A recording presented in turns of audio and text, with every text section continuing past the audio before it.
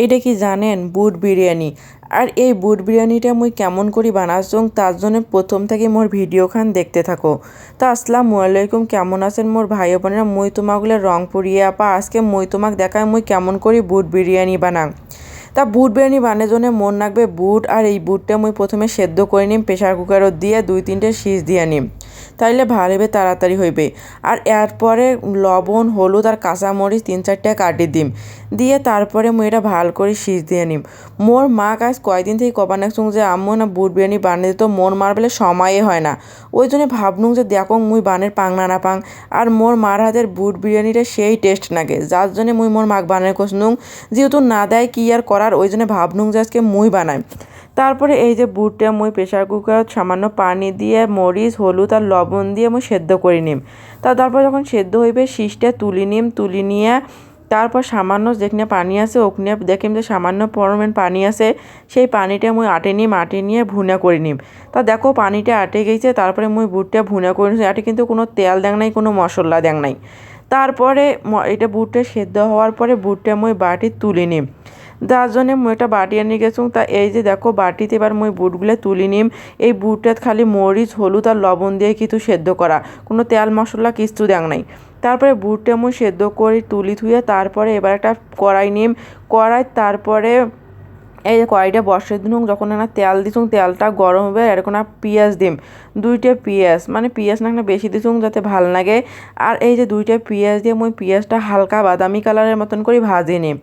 তা দেখো মুই পেঁয়াজটা ভাজি নিতে নিতে যখন বাদামি কালার হওয়া যাবে বা অল্প না হইবে, তখন মুই এই যে 2টা ছোটো এলাচ আর ডালচিনি দিম এই তেলের মধ্যতেই। এলাং কিন্তু মনে করেন হয় নাই, তাতে যে পরিমাণ সেন্ট বেড়াইছে কি আর কং। তোমাগুলো থাকলে বুঝবেন, হ্যাঁ যেহেতু তোমার নাই তাই তো তোমার বুঝবেন না, ভাববেন যে চাপা মারি নাকছুং। সত্যি কিন্তু খুব সেন্ট বেড়াইতে। তারপর যখন পেঁয়াজটা লাল হয়েছে এটে মুই 1 পোয়ার মতো পোলাশ চাউল দিছুং।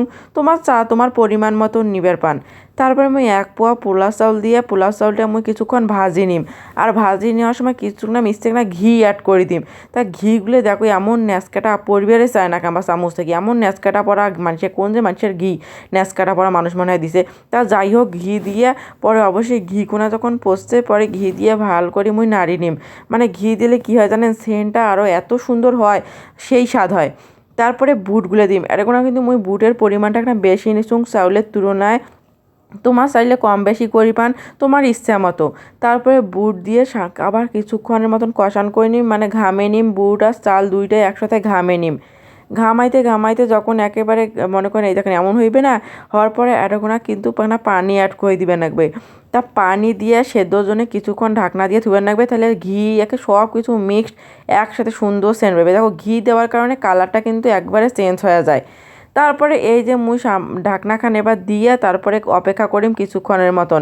তা যেহেতু পোলাও খুব তাড়াতাড়ি রান্না হয় সেটা সবাই জানেন, পোলাও যখন অল্প না হয়ে গেছে মুই একটা উপরতে একটা চিনি ছিটি দিছুং, মানে সামান্য পরিমাণে চিনি, যাতে স্বাদটা না ভাল লাগে। তা তোমার চিনি নাও দিবার পান, তা চিনি দিলে হয় কি স্বাদটা না ভাল লাগে।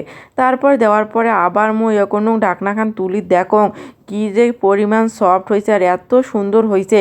এটা যা খাইছে তাই বুঝছে, যেহেতু তোমার খান নাই তাই তোমার বুঝবেন না। কারণ মোর হাতের রান্না খান নাই, নিজে আন্দি খাইছেন, তাইলে তোমারটা ভালো লাগবে। কিন্তু এইটা যদি একবার খাই না মুখত লাগি থাকিলে এমন করে একবার বানিয়ে খেয়ে দেখেন কেমন লাগে, তারপর কন। তা আজকে এই পর্যন্তই। ভিডিওটা তোমার কেমন লাগে একটা কমেন্ট করি জানান। সবাই ভালো থাকো, সুস্থ থাকো, আল্লাহ হাফেজ।